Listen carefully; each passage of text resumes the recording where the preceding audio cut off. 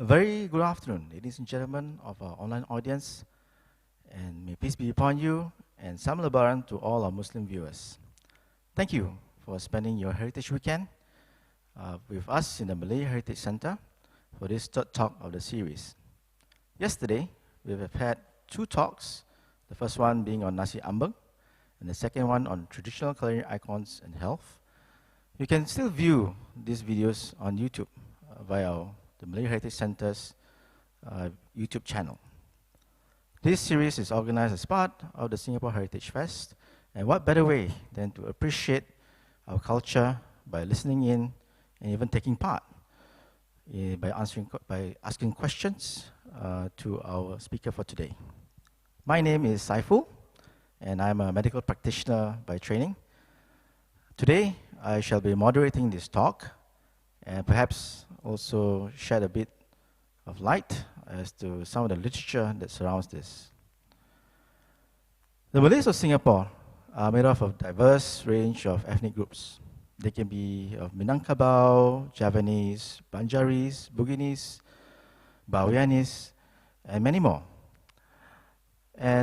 But the term Malay in Singapore seems to subsume all of these ethnic identities. And we can see that the talk for today will approach from an aspect of Javanese perspective for an introduction to pre- and postnatal care. Pregnancy is a state that has existed since the birth of mankind. So we know that it is a special state, and many cultures and societies view this as a time whereby there are many challenges that are being faced by the mother in terms of carrying her child, and there are many changes in terms of a physical nature and things that she has to deal with, even in terms of emotions. It is also a challenging time for the baby as he or she has to develop inside the womb. So for today's session, I would like to introduce Madam Robiah Omar.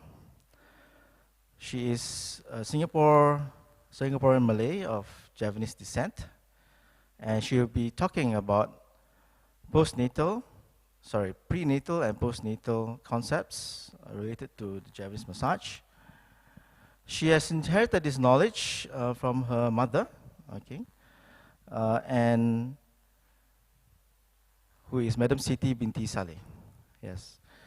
She had initially endured many difficult times when she was young, and this was inherited through her and taught to her by her mother. She also has elevated her own status by teaching herself and also upgrading by taking courses in the Institute of Adult Learning. She's married to Mr. Apandi bin Ahmad, who is also here in the audience, in the auditorium. And she has 5 children and 3 beautiful grandchildren, yes. And I'm sure that she has tried all the Javanese massage techniques for all her children. Yes, I'm sure. Especially for pregnancy, right? Yes. So she does her massage on a freelance basis and focuses onto pre- and postnatal care, women's wellness, as well as massage focusing on to fertility.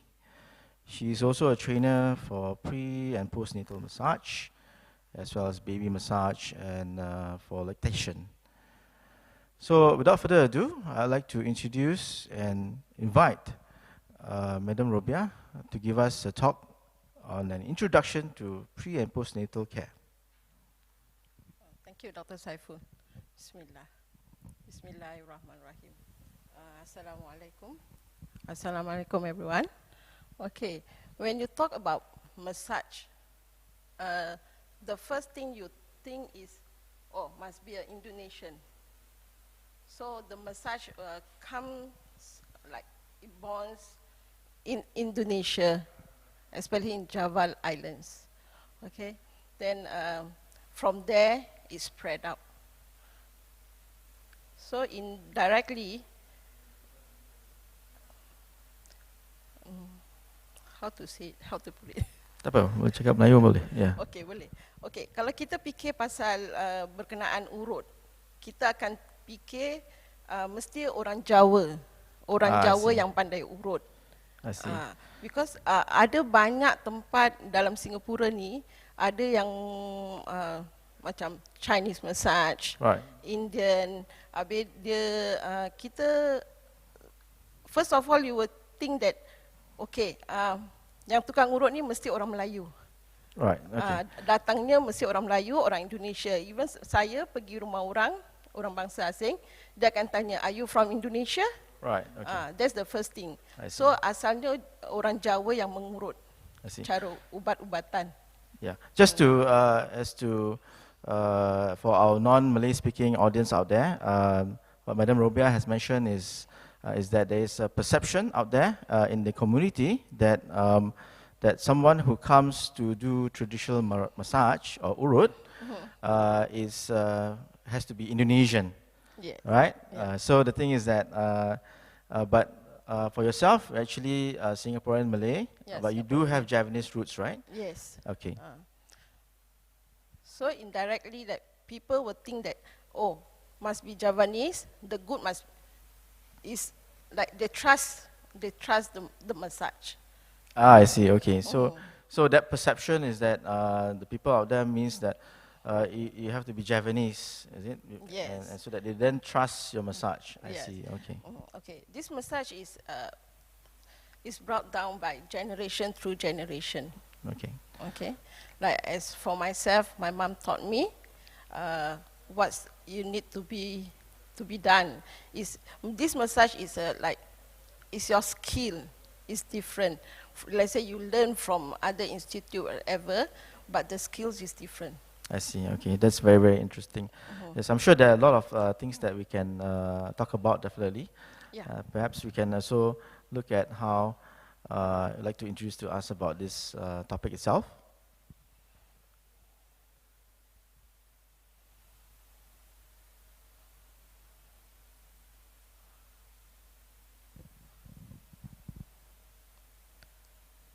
Massage is believed to help the body to eliminate disease, then to regain the balance in the body, okay, and to ensure that it continues to be in good health. So Javanese massage, the massage is painful. Okay, you don't expect the Javanese massage to be like very gentle, very smooth. No, it's very painful, and because it penetrates to the veins, that's for me I would call it as corrective massage. Then you will get a better results after the massage. Okay, then the Javanese massage is not like you can relax and enjoy. Indirectly, the massage helps to cure the problems that everyone has. They really need the massage.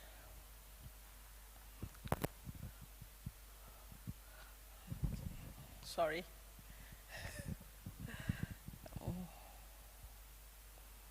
It's not very good.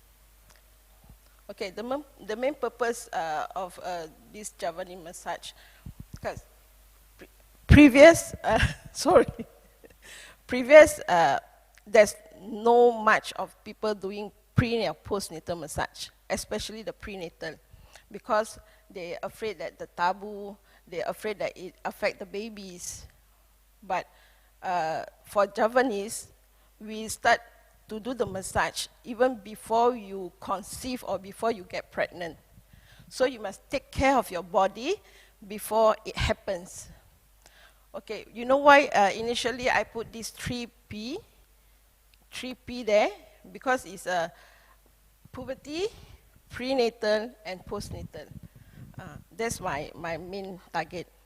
Okay, the postnatal, the prenatal, before the prenatal. So when they reach puberty, they need to take care of the bodies because the hormone change, then the mood swings. So from young, we are taught to take care of our body. So as for myself and for my two daughters, I will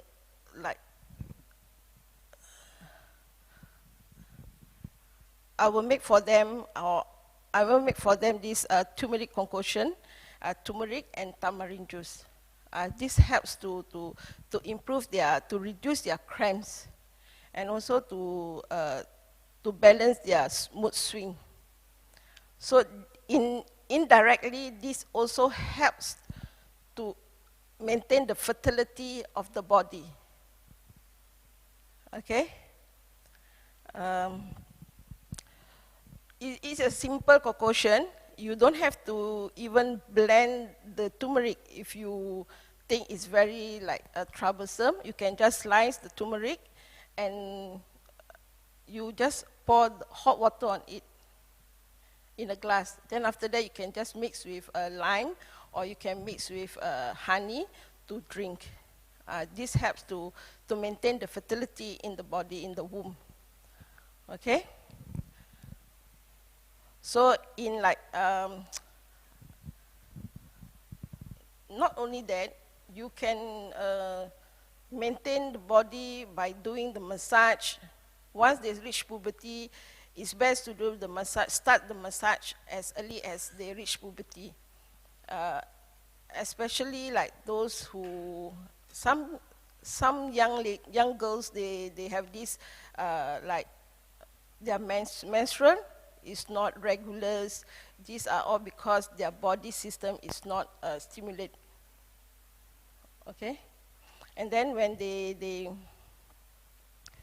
have problem, after marriage, they have problem conceiving naturally. So it's best to do the massage once a month, or 5 weeks once, or 6 weeks once, is to maintain the body system.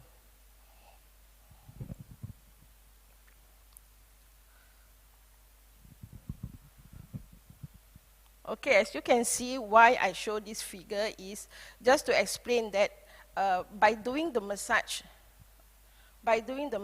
you can help to improve your inner side, because our Philippine is very fragile.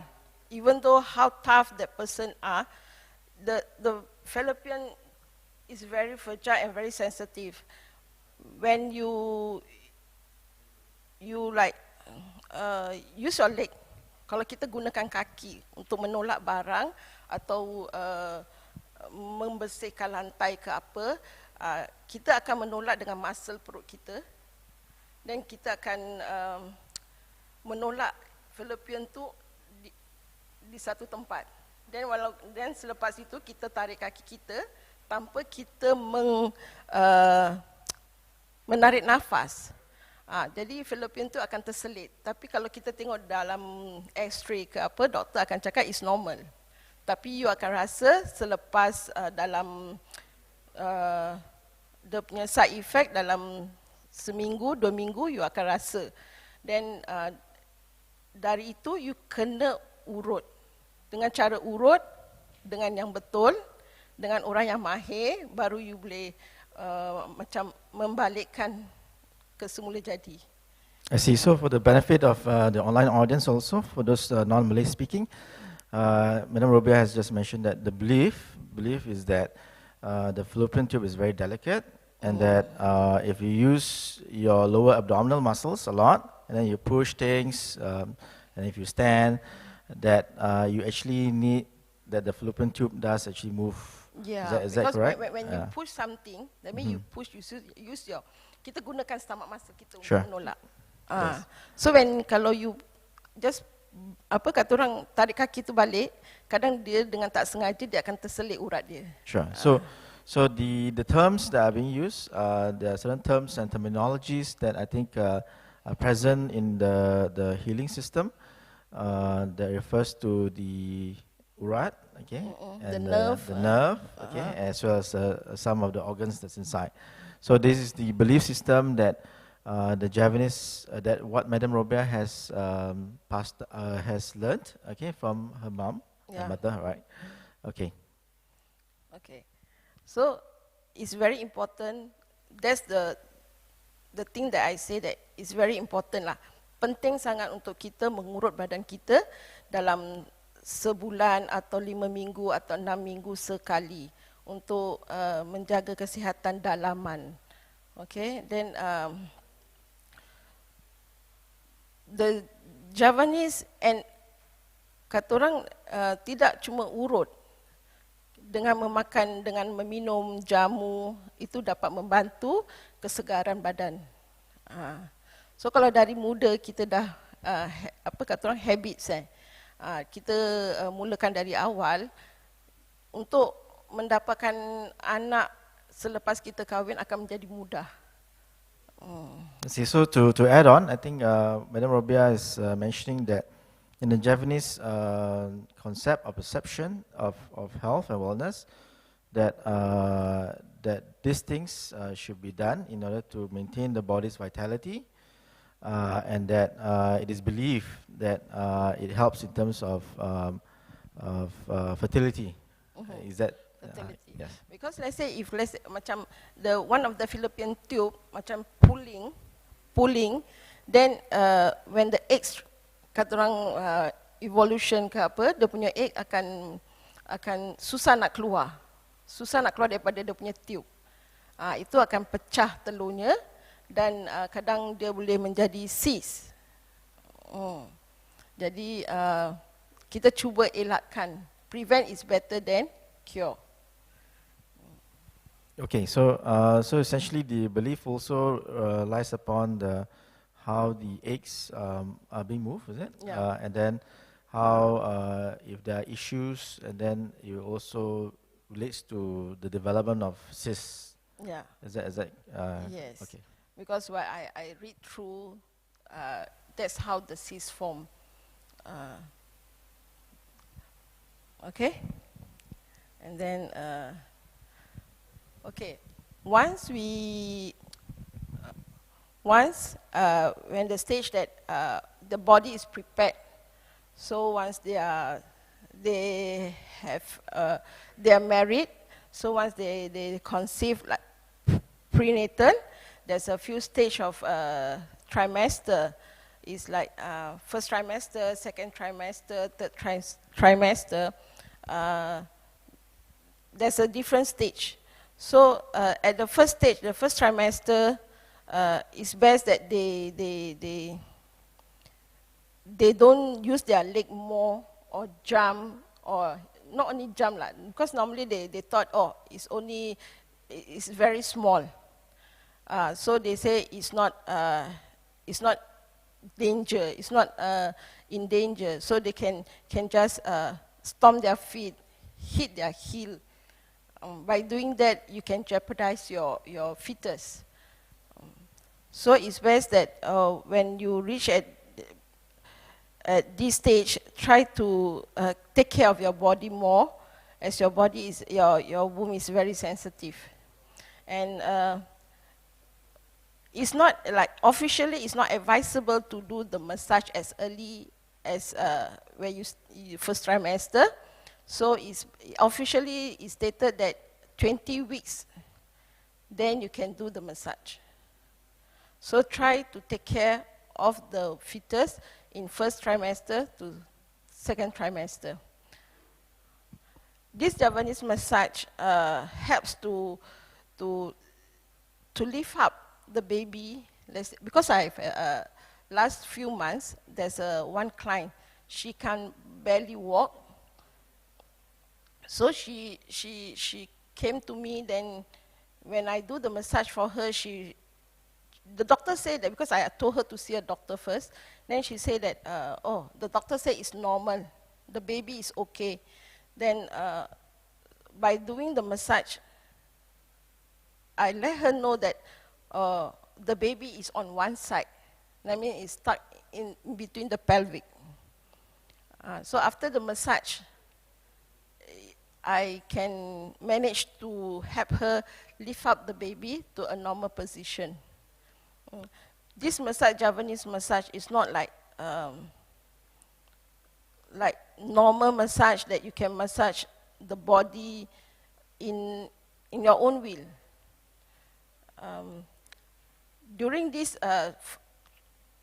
first trimester to second trimester, try to avoid like 4 finger above the ankle, is where the position of the womb meridian. And 2 toes, the last 2 toes, because it can trigger any contraction. That's why they say that when you are pregnant, you cannot do this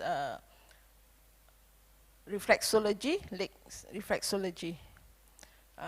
Then there's other things that, especially when people say, okay, you can just knock the shoulder.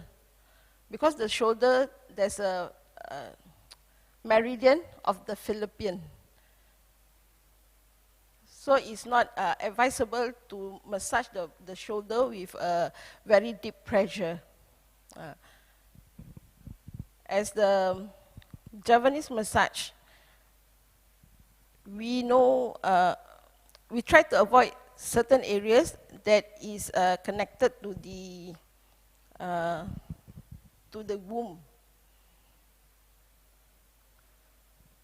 So it's best on the 3rd trimester to birth, then it's best that they do quite frequent on massage, about 1 month once. Because for Javanese, they have this, you know, the 7 months, the lenggang perut. This is to, when they do the massage, this is to check whether the baby is in a proper position, the head is on the lower side. These are all done on the 7 months of pregnancy. Okay? Okay. Why I show this figure, this picture, is because there's a lot of veins near the pelvic there. So this is to show that when the baby grow bigger and bigger, it will press on the pelvic where all the veins are all joined there, all accumulate there. So it's best to do the massage. This is to prevent it to be blocked and difficult in walking. Okay. And also after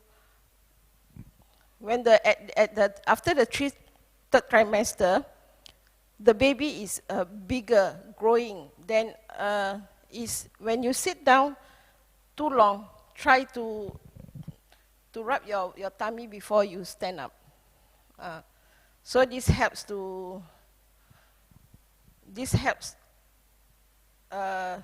your body to understand that, oh, because the baby sit too long, it's grounded already. So you need to wake the baby up before you stand. Then you have less a problem. Okay, this the breast care. During this pregnancy, it's best you start to care for your breast after you reach about 36 weeks. In Javanese, we do like, initially last time, I quite surprised when my mom did for me the breast. Then she said, so you have no problem after birth when you feed the baby. Because a lot of youngsters now, they dare not to do breastfeeding directly, latch the baby, because they're scared of the pain. But when you do earlier, you care during the pregnancy, then there's no problem at all. Okay, prevent water retention. For Javanese, they will do they use param. Param is from a small ginger with rice. Then they will rub to the leg, this to prevent water retention. Water retention also caused by lack of water in the body, and also from the diagram shows that near the pelvic there, whenever, if let's say the baby is too low, then it blocks the veins. The veins is blocked. Okay, so they will do this massage to help to clear the blockage, whereas then the water retention will reduce. And if let's say if the water retention is quite bad, you just need to use param. Param is very good because it warms up the leg.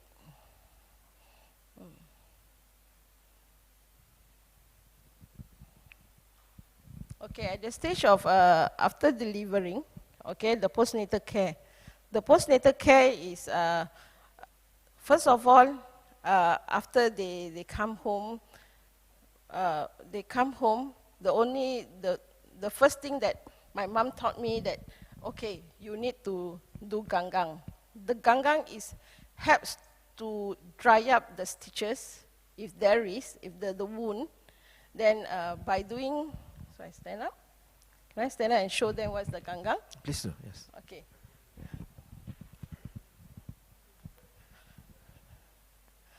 Okay, this is how the ganggang is done. Normally I will use this burner to burn the charcoal, okay? To burn the charcoal until it's really burned, then we'll clear, there's no fire at all, only the charcoal, okay? Then after that I will put this myrrh.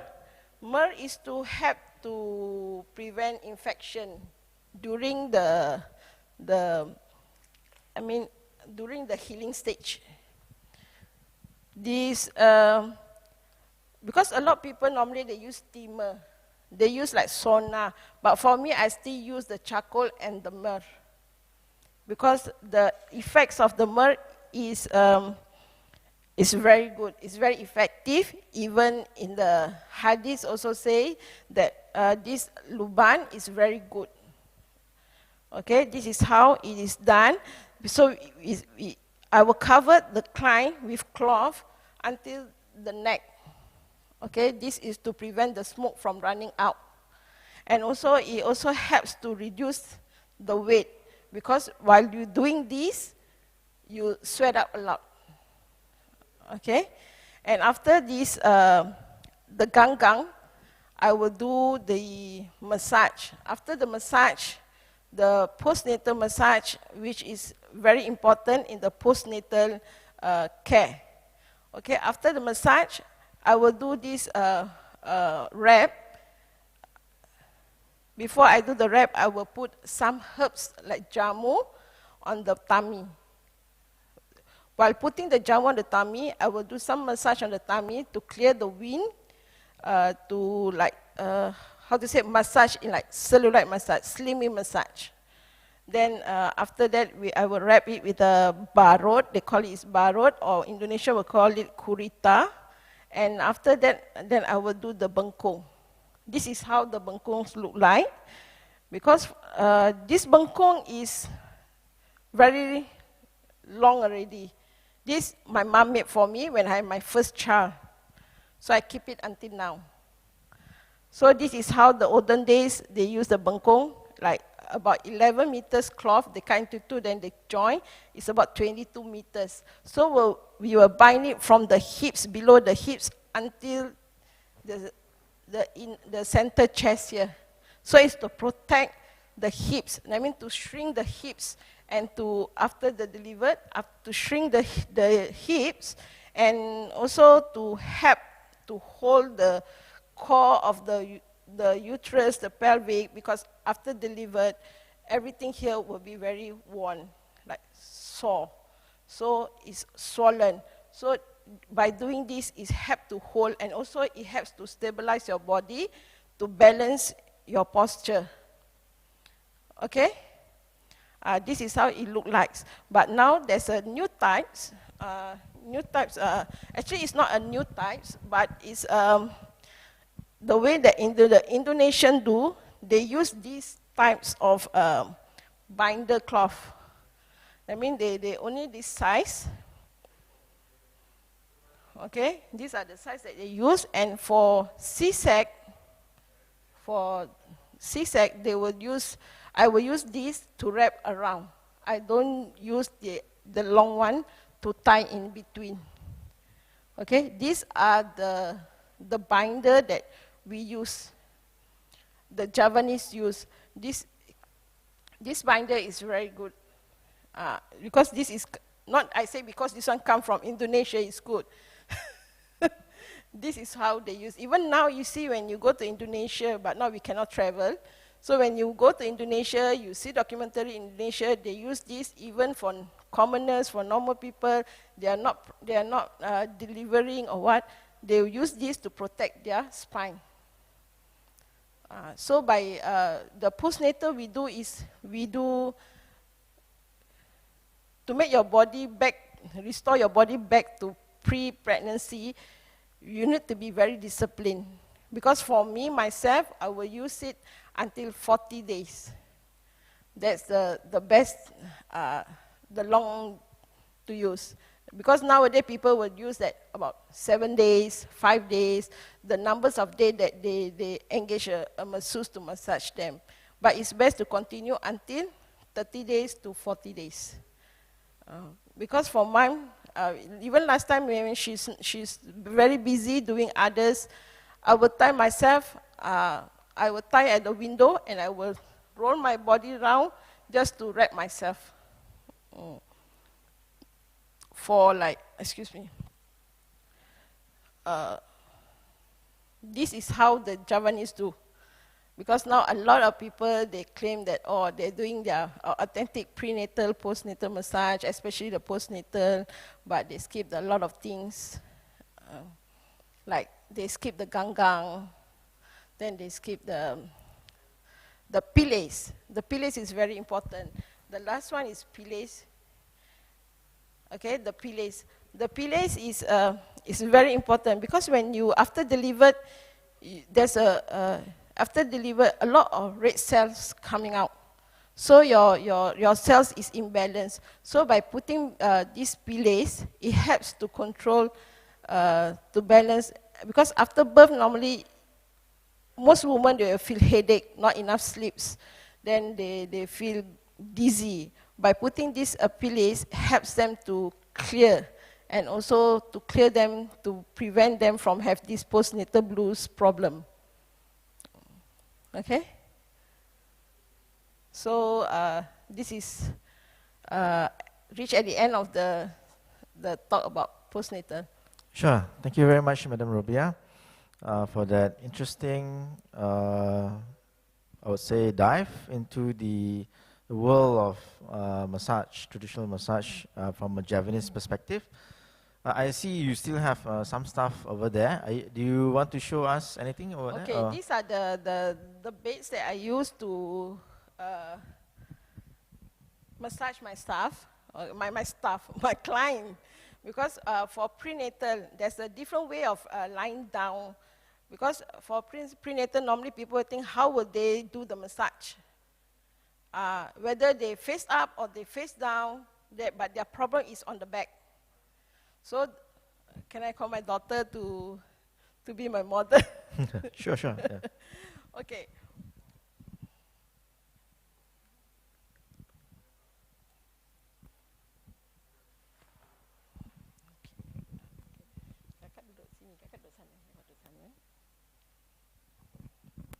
Okay, I will show you how the prenatal is done. Okay, sit here. Then after that, I center, they lie down sideways. This is how the position when you do the prenatal massage, and this leg will be on the back. Put on the back. Okay. Your leg, give me one leg. Okay. Okay. This is to relax your tummy on the bed. Okay. This is how the prenatal massage looks like. So you do not worry that you lie down on your tummy, okay? Because whenever you do the prenatal massage, why you need the prenatal massage?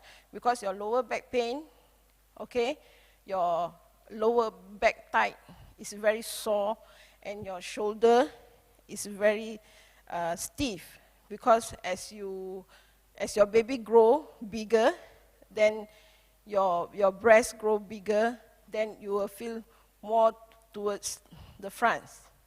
So by doing the massage, help to release the pain, and also by doing the massage, it also helps to open up the milk meridian before the delivery, before the baby arrives.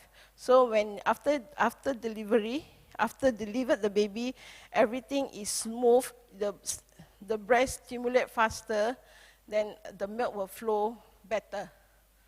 Okay? And by doing the massage is also helps to open up the hips so it won't feel tight. Okay, very important. Do not massage on the, try to avoid doing massage on the sacrum bone. So these are the part that you can massage, or the husband can do for the wife by doing massage this area without worry. Because here there's no much bones, so you not to worry, only to do massage the sacrum. Okay, these are how it done for the prenatal massage. So for those who want to do the prenatal massage, do not worry at all. Thank you, Ben. Just a comment about that position just now. I think that's very interesting because in terms of in the practice in modern medicine, that the pregnant lady, if there are issues, you are encouraged to also lie down to the side, okay, because it doesn't compress onto the aorta and to the abdominal blood vessels. Yeah. So that's interesting view there. Because some young girls or new mummies, they're not to do the massage because they've been thinking, how would their position be? So I think that's very good to also discuss a bit about how this whole concepts about massage, I think how it relates to the general well-being, and how we, for myself as a medical professional, how we also look at all this. So I think for the benefit of the audience online, I think it is very interesting to see how such belief systems they will color how we perceive health, how we want to be. All of us want to be healthy. All of us want to be well, especially during pregnancy. So how the observations from previously and how it translates to become knowledge and ilmu, okay, and then becomes passed down from generation to generation. I think that's very interesting and very noble of Madam Rubia to pass that, to learn and also increase her own knowledge and to increase her knowledge about massage itself. I think that's very good. Looking at the evidence, okay, I think there are some questions online regarding about why this, from your experience, okay, have you ever approached hospitals or clinics to incorporate Mak Bidan practices in modern medicine, like TCM, and why is it not fully embraced? I do have some comments about this, but maybe, Madam Robia, how would you answer that? Okay, pernah tak macam jumpa dengan doktor kat hospital, kat klinik, dan mungkin sarankan untuk membantu untuk membuat urutan ni di klinik sebagai contoh. Oh, because di klinik, di hospital macam di hospital, apa yang saya tahu dalam hospital, one of the hospital in Singapore, dorang ada engage di semacam group. So dorang memang ada, tapi tak seluasnya lah. Tapi saya secara kebetulan, alhamdulillah, banyak klien saya adalah daripada golongan nurse. Even ada 2-3 doktor. Tapi saya tak tanya apa profession dorang, saya just datang urut. Daripada situ, from there, they say that, why not lah, macam yang tadi doktor cakap, kenapa saya tidak, pasal saya tak ada qualification yang tinggi. Saya tak ada paper yang tinggi untuk kata orang daftarkan diri saya. And people will see that, who are you? Macam kata orang, you, nobody, then suddenly you come without any certification. So for the benefit of our audience online, Madam Rubia has answered that she has had experience. She has observed that there are clinics or hospitals that have gotten some groups, but they're not very widespread, this practice. And she herself has had experience with getting a number of medical professionals to come down and to become her clients. Yeah. So I think to put it in context, I think looking at the literature, okay, looking at some of this evidence. So in order to explain regarding this challenge, these issues and how we approach whether a certain technique works and all that, for us in the medical profession, okay, we look at the sciences, okay, and we look at levels of evidence. So for example, one person to another person, okay, how that experience itself, for us it's in a sense a rather low level kind of evidence. Whereas if you, let's say you do a practice and then it's in a group of person, okay, much more, okay, then that will be a higher level of evidence. And the highest level of evidence in that sense is to try to have many people, okay, maybe the best is to have 2 different groups of people, and then you don't know who is who, and then you have the same kind of approach and to wellness to one group and maybe not to another, and then from there, then we can actually have a very good comparison between the levels of evidence. So looking through the literature, there's actually during massage, okay, so massage, how does it work? Okay, it is still a mystery, frankly speaking. Yeah, it's mystery. It is still a mystery, but there are certain clues to how it works and how it relates to our body by in terms of activating certain things like the autonomic nervous system. Okay, what is the autonomic nervous system? It is actually a system that is relating to flight and fight in our body. So you feel in a state of very alert or a state of relaxation. So these kind of states are activated by a certain nervous system. So this could be how massage works.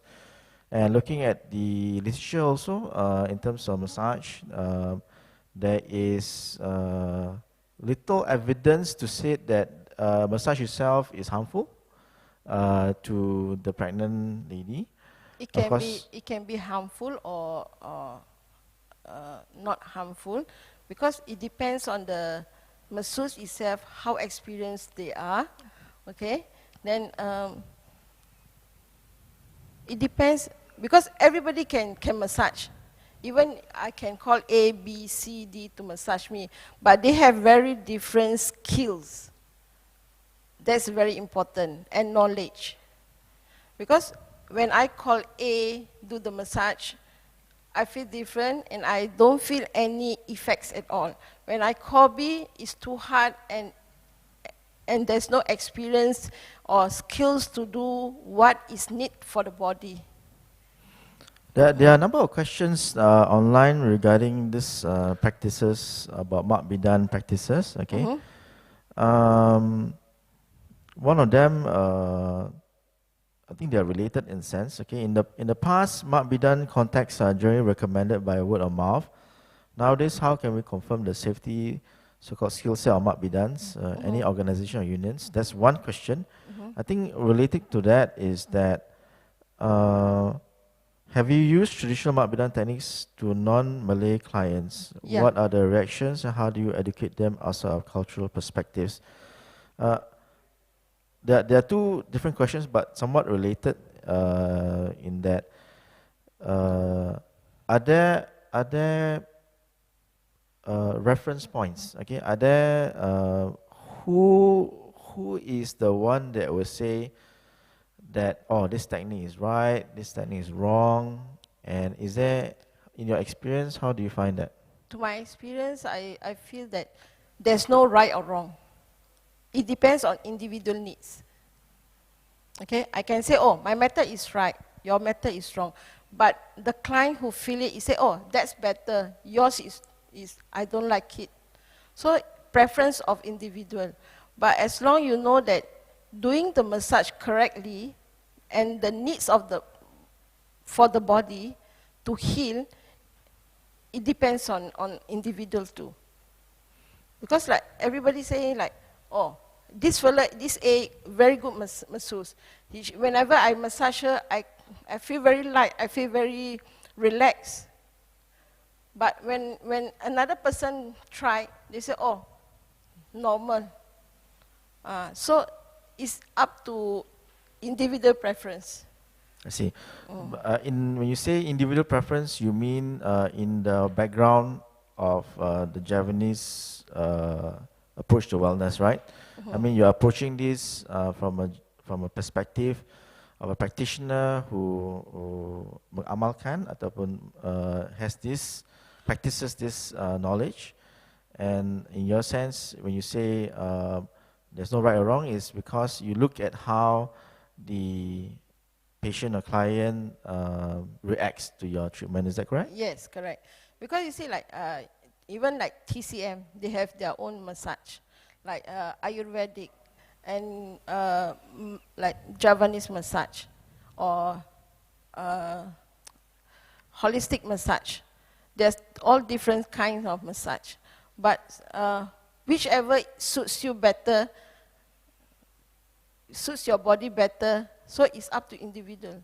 Because some people, they say, oh, I tried the Javanese massage, but my whole body aching, my whole body got blue blacks.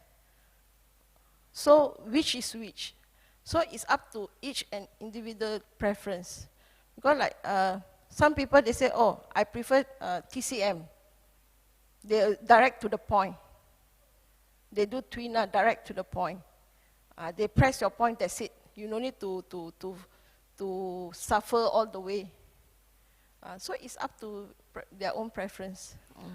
So in your experience, are you aware of, or do you talk to other, for example, Mak Bidans or people who practices this system? Okay, is there a specific name for it, or is it just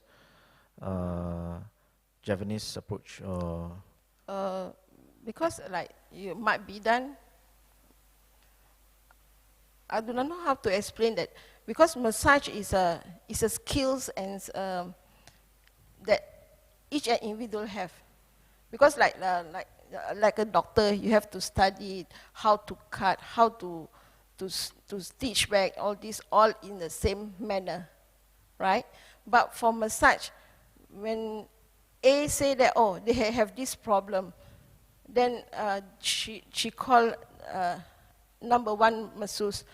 She can't like cure her problem. Sure. Okay, so she have to call another number two. Sometimes they call few numbers of people, then they can get one. Okay. I think this thing about always the advice out there, I think is always, whenever in doubt, always consult your doctor, right? So I think there's always this thing. One question I think online that is related to that is, if Javanese massage is meant to be painful, is there any warning signs It's not really that the methods are not correct, and especially if you might be injured? Okay, this Javanese massage, that's why they call it, there's two type of words, they call it pichet and urut. Okay, pichet, you just like pinching on certain areas, okay.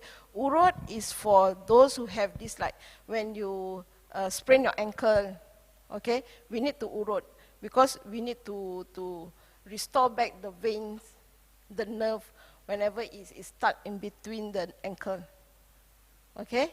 So when that's the two different things. Because normally Javanese, when they sprain their ankle, they don't straight away go see doctor. They will find tukang urut.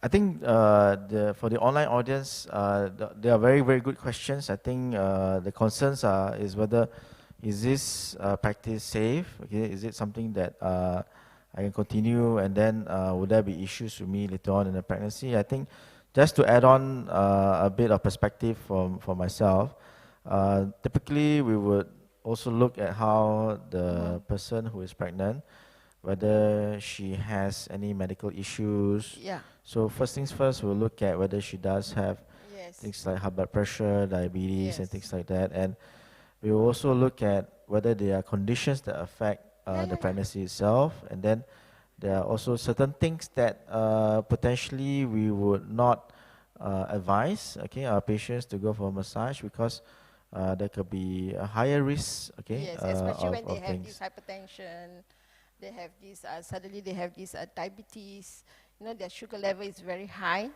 And certain months, at 5 months, about 20 weeks, they go for this sugar level test, right?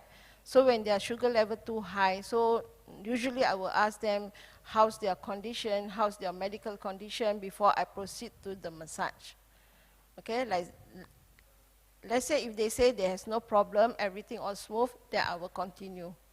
So even they have this contradiction on their bodies, like quite vast, suddenly like they have very bad eczema, I cannot do the massage because it might spread the whole body. So it's best normally I would advise my client to consult a doctor, then come back to me. I don't like blindly, oh, I got client, I got money, I can do. No. I will always advise the client to consult doctor if she has any medical problem. Just to also share a bit about some of the perhaps some of the science. Okay, I think just now you mentioned about I think The breast. massaging the breast. Okay, for lactation and all that. There are some studies. There are some studies that do show that massage itself helps to release the amount of oxytocin. Yeah. Oxytocin is a hormone in the body that is related to the sense of well-being, sense of feeling. It can make you feel tired also, yeah, Yes. but it makes you feel well, okay, and also enables to allow the breast to actually release the milk. So there's a reflex called the let-down reflex for women, okay, in terms of the release of oxytocin, and Yes. massage itself apparently helps to stimulate this release. So I think there are some science surrounding this. I think some of the questions they were asking about is what is the landscape like for Mak Bidan in today's climate? Is there a community of Mak Bidan in Singapore, and what is the demand of their services like? Which is related to my earlier question. Do you find and do you see and keep in touch with other Mak Bidans around, or? Yeah, I do keep in touch. Even my students are also my bidans. They sometimes they consult me what to do if they face a problem with their clients, especially like prenatal or postnatal. They will still consult me and ask for consultation. What should I do if this client have this problem? I still contact with them, and we always share whatever we have, experience, or we face a problem. Especially like now, very difficult to conceive naturally because of the fertility problem. So I share with them how to help those who really want to conceive naturally. Sure. Is there any association or organizations for Mak Bidan in Singapore? So far I do not know. Not sure. Yeah. Not that I'm selfish, no, but I mostly is I to myself, to whoever, because I trust my clients more. So whenever they recommend to other people, that means they trust what I do. That's what I believe. I see. And how about in the region? Have you come across any like associations? They have this in Facebook. They have this all the masseuse. They call it post and prenatal group. There's all the Mak Bidan is there. Okay. Are they from all over the region, or? All over the region. I see. Not I see. over the region, only Singapore, I think. Most of it Singapore. Oh, Singapore. I see. Singapore also. So there's a Facebook group for this kind. I see. Okay, because that relates to an advice about also one question from online. Okay, that what is your advice for first-time mother looking for a Mak Bidan, but not knowing where to start or not having any contacts? What questions should I ask? Okay, you can ask that when can she start doing the massage? for prenatal, because officially stated that is after 20 weeks is safer to do the massage. Okay, below than 20 weeks is they call it is unsafe, because the fetus is very fragile. This is very interesting. How did you come across, or was it taught to you? Is it 20 weeks or? Because when I attend a course, even you go to every institute teaching prenatal, they will state that 20 weeks is the advisable lah, Okay. when you want to start the massage. Yeah. The interesting thing is that the literature, the evidence, okay, it could be that a lot of times doctors and medical professionals, we are all very cautious. Why? Because we know the first trimester, usually the first Very to crucial. 12 weeks, are actually a time whereby there is the highest risk of possible miscarriage. So I think, so with that perspective itself, and looking at the hard science behind it, this is what is observed, okay, in many different pregnancies. So the first trimester is always the hardest in the sense of the riskiest, and you Yes, don't really. true. So because of that, I think there's this perception that we should not do anything very much in the first trimester. Yes. That's one. I think this is something that needs to be researched upon further. The other thing is also relating to, I think, how, if there is massage, okay, what kind of massage should be done and from where. I think, of course, the belief is that there are some meridians, right, relating to the uterus and the ankle, right? Above the ankle. 4 finger above the ankle. So just for our online audience, okay, this is a belief system in terms of massage, okay, and in terms of looking at how the approach. It can be many different approaches. It can be from a Javanese perspective, or maybe from a Chinese perspective, from but this come in, and then there is the perspective that you have. In terms of evidence-wise, there are not much studies, okay, or not much evidence regarding this. So we don't say anything very much about this. Okay, so the thing is that there's a question about this about regarding pantang larang. Okay, do you think that the Mak Bidan now is not as popular amongst the younger Malay women because of the belief that there is pantang larang is now outdated? What do you think about pantang larang? Pantang larang is only. Okay, just before that, pantang larang in Malay means taboos. Okay, there are some things, do's and don'ts. There are some don'ts that should not be done, especially during pregnancy. Okay, during pregnancy, because the pantang larang is like the taboos when you're pregnant. So normally my mom would say, "Oh, don't jump, don't do whatever you like to do, especially when you go out. You come back before 6. Don't come back too late. Like when the sun is down. It's not good." Okay. They say because that's the time when the spirits wanders after 6. So when I go out, she say, "Oh, if you go out already, make sure you come back before 9. Okay. Then when I ask why, because my mother she like to explain, not like other mother. Oh, because that's pantang already, just listen. No, she will explain. Oh, because the dew start. When the dew start, when you can't see the dews. So when the dews fall on your shoulder, fall on your head, your body will be weaker, but slowly in times, not immediately. So when your health is affected, your baby is affected."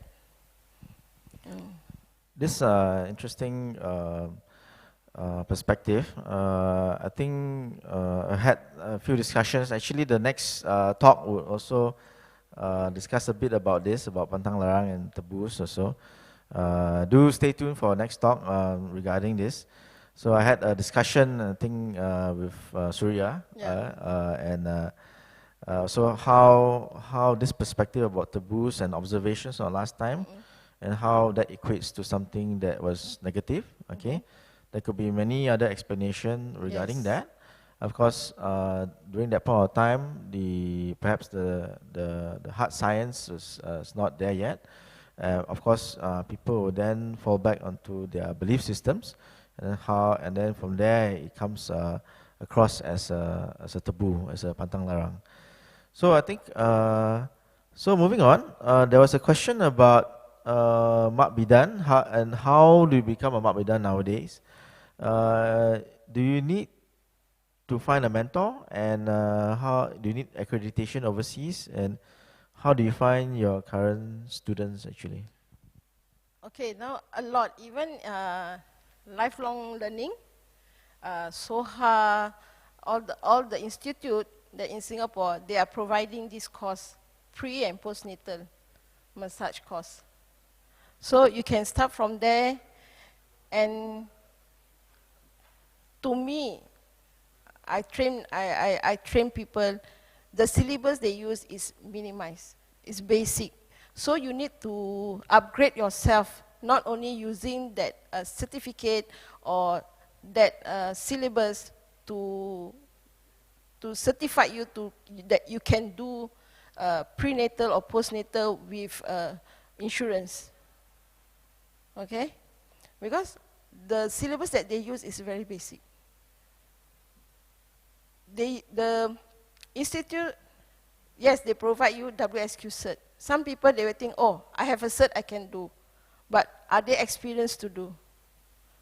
Even my students, when they come across this problem about prenatal, they will ask me, is it possible to do when they have this problem, especially when they have this eczema, when they have this hypertension. So I say it's best for the client to consult a doctor before proceed to the massage. Okay, so so the answer touches upon, I think, many aspects about the whole field itself. Okay, of course you must define who is the Mak Bidan. Okay, siapa yang Mak Bidan kan? Yeah. So and how he or she is trained and the source of training. So so the knowledge must be there first. Okay? To find a good trainer, make sure that trainer is on hands-on, not just a trainer, because they don't come across certain problems. They don't come across like different kinds of problems that the customer face. In overseas, many different centers, there are many masseurs, many who have banded or have formed organizations, but not in this region, I'm not sure, okay. But overseas, there are associations, massage therapies and things like that. I think it'd be interesting to see if there could be, you know, a group of Mak Bidans to come together and then decide and also form some core knowledge, and then from then on, then you can have some form of, you know, certification, things like that. Because right now, I think certification is done by a neutral organization, right? Yes. But it is not. I think WSQ is just an organization, but they do not specialize in massage, right? They only people, they will engage trainers who they will engage trainers. Yes. Yes. But in the sense of an institute itself, of massage therapy itself, I don't think there is any in Singapore, right?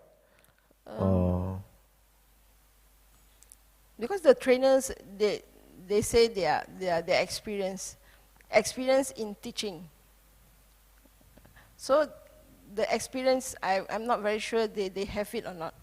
I see. So for yourself as a practitioner, you find that you can have some knowledge, but the experience or the how you handle the situation, how your response will be like during this kind of things, would then add on to your experience and make you a better therapist. Yeah, better therapist.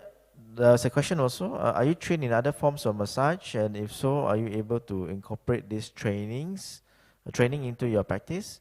What are the similarities and differences?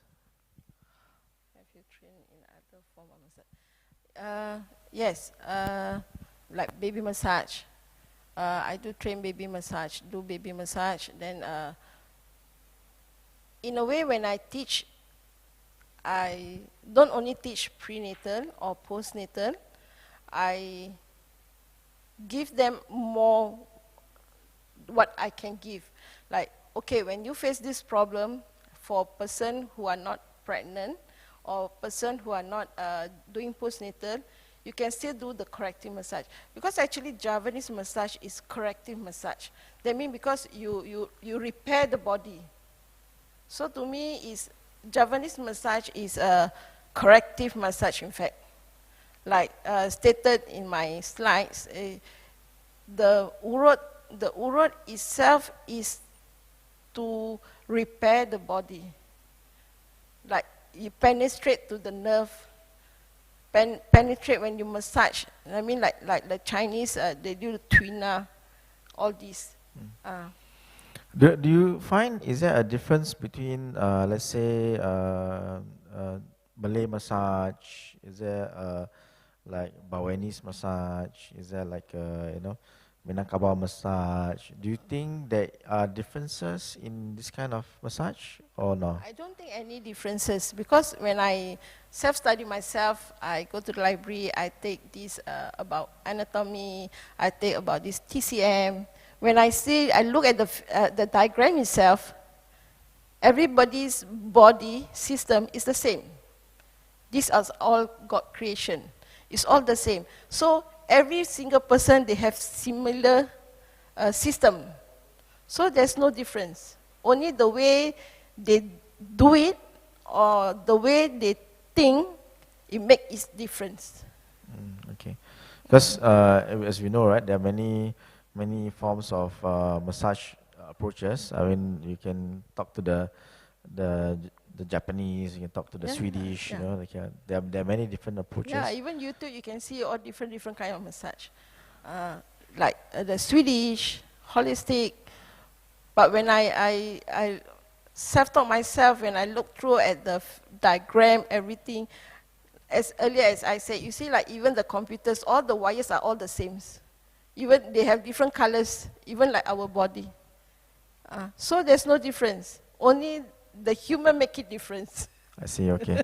So you find that the human body is the same throughout for everywhere in the world. And then from there, actually, I mean, because the canvas itself is the same, right? Yes. Okay, so then at the end of the day, the outcome for you find that it's the same. It's the same. I see, okay. Yeah. Okay, I think that's great. I think we've come to the end of today's talk. I think it has been a very interesting and wonderful experience to sit here and then to listen in to Madam and to understand more about Javanese massage. I think the key difference is really must be hard, right? Not must be hard, because towards feedback from my client, even though they say it's pain, but the pain is tolerable. You can Tolerable. Tolerable. I mean, you can tahan the pain, but after that you feel the loosen, the lighter of the body is better. Not when you massage from the leg to the head, all the while will be pain. No, only certain area when there's a problem on that area, then the pain will be there. I see. Okay. And just for the benefit of our viewers out there, I mean, how do they find you? Let's say, for example. Word of mouth. Okay. Or through this talk, right? I mean, yes, they have some comments on YouTube or Facebook. Yeah. Okay. I think we've come to the end of the session for today. For this particular talk, I think Madam Robia has given us a very good overview about her experience in terms of as a masseuse that approaches it from a Javanese perspective. I think she has had many different clients, okay, and different experience under her belt. So I think we shall thank her again for coming down. Terima kasih banyak-banyak. Okay. Terima kasih banyak-banyak. Yeah. Sudi panggil, sudi jemput. Sama. Okay. For the end of this talk today, do stay tuned for the next session at 4:30. It'll be on Sense and Sensibilities, a Javanese approach to wellness by Surakajana Omar. I shall be moderating that talk later on. So for now, I'd like to wish all our viewers out there very big thanks for being with us. And God bless and may peace be upon you. Thank you so much.